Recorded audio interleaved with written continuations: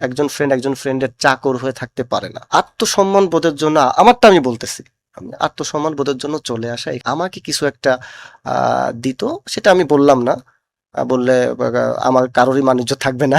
প্রায় ১ বছরের বেশি সময় ধরে বা না, আরো না, বেশি? আমরা প্রায় ২.৫ বছর। ২.৫ বছর ২.৫ থেকে বছর, আলাদা? হ্যাঁ, ২.৫ বছর থেকে আলাদা। আচ্ছা। তো এই যে ফ্যামিলি এন্টারটেইনমেন্ট এর সাথে আপনি যুক্ত হলেন, কাজ করলেন, রাকিব হাসান আপনার ক্লোজ ফ্রেন্ড। সেই জায়গা থেকে আসলে আলাদা হয়ে যাওয়ার কারণটা কি ছিল? দেখুন, আসলে এই বিষয়গুলো তো খুব সেনসিটিভ এবং আমরা সবসময় চাই এগুলো ব্যক্তিগতভাবেই রাখতে। হুম, হুম। তো দোষ কিছু বিষয় ত্রুটি আসলে অডিয়েন্স জানতে চায়। এক দোষ ত্রুটি সবার ভিতর থাকে। হুম, এখন আপনি যার কাছ থেকে শুনবেন, তার বলার ধরনটাই তার দোষটা কম থাকবে, আরেকজনের বেশি থাকবে। এটাই স্বাভাবিক। তো এইজন্য আমরা বলতে চাই না। এখন হ্যাঁ, বন্ধু-বান্ধব ফ্রেন্ড সার্কেলের মধ্যে বলা হয়। তবে পাবলিকালি বলাটা আসলে আমি মনে করি না ঠিক। তারপরে যেটা এক কতটুকু বলা কথায় যায়? হ্যাঁ, এটাই আসলে যে আত্মসম্মান বোধের জন্য আমারটা আমি বলতেছি। আমি আত্মসম্মান বোধের জন্য চলে আসা। এখানে কোনো ফিন্যান্সিয়াল কোনো আ বেশিরভাগ মানুষ কিন্তু এটা মনে করে যে এরা লোভী, এরা টাকার জন্য চলে গেছে, হয়তো বনাবনি হয়নি। বাট আমি একটা জিনিস এখন ক্লিয়ার করতে চাই। আ উদাস শরীফে বলি, উদাস শরীফ আজ পর্যন্ত ফ্যামিলি এন্টারটেইনমেন্ট থেকে কোনো টাকাই নেয় নাই।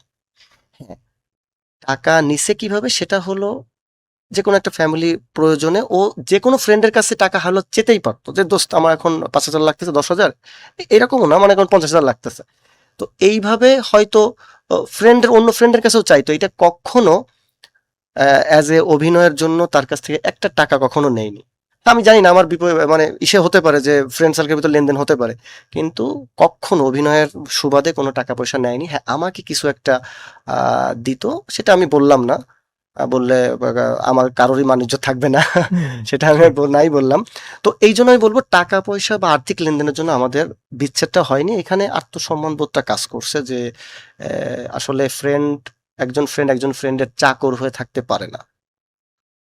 সমান অধিকার হোক তার বড়লোক ছোটলোক। তার তার মানে কি মানে আ আজ দি রাকিব হাসান ইন্টারন্যাশনাল আপনাদের সাথে যে আচরণ করতো সেটা অনেকটা মানে মনিব কিংবা হচ্ছে আ মানে বস এই ধরনের কিছু বসগিরি দেখাতো এরকম কিছু? এরকম বলতে পারেন, এরকম একটা বসগিরি বললেও বন্ধুত্বটা মানা যায়, কিন্তু এর ভিতরে অনেক কিছু ছিল আসলে। সবকিছু বলে বোঝানো কঠিন। তবে আমরা আসলে আমাদের নিজেদেরকে মনে করেন না সেভ আমি করার জন্য আমি চলে আসছি এক আমি কথায়। সমস্যাটা একটু হুম, আসলে একটু বিস্তারিত জানতে চাই। কারণ হ্যাঁ, এটা আমার নিজেরও একটা মানে কৌতূহল ছিল, জানার কৌতূহল হুম। ছিল যে, যে ফ্যামিলি এন্টারটেইনমেন্ট আমরা দেখতাম উদয় শরীফকে, যেখানে আমরা শমশেরকে দেখতাম। সেই জায়গা থেকে হঠাৎ করে তারা চলে গেলেন এবং পাবলিকলি কোন ধরনের বিবৃতি আমরাও পাইনি। এবং আপনার অডিয়েন্সটাও আসলে হ্যাঁ, মানে আমার মনে হয় যে জানতে চায় আসলে যে কি ঘটেছিল, অডিয়েন্সরা তো কি হয়েছিল? অডিয়েন্সরা কিছু যদি একটু শেয়ার করতেন না, আসলে। অডিয়েন্স তো জানতে চাবে, স্বাভাবিক। তাদের পছন্দের মানুষগুলোকে তারা এক ফ্রেমে দেখতে পারতেছে না। সেরকম মজা তারা পাচ্ছে না। অবশ্যই ভিউয়ের জায়গা বাড়তেছে, কমতেছে, এটা আলাদা বিষয়।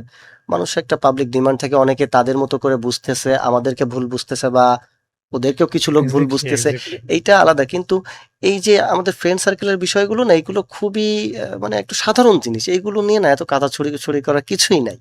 এটা খুবই স্বাভাবিক। হ্যাঁ, সেরকম যদি বড় কিছু হতো, সেটা না হলে আমরা সেভাবে বলতাম যে হ্যাঁ, আমাদের সাথে অবিচার হইছে, এটা ওইটা।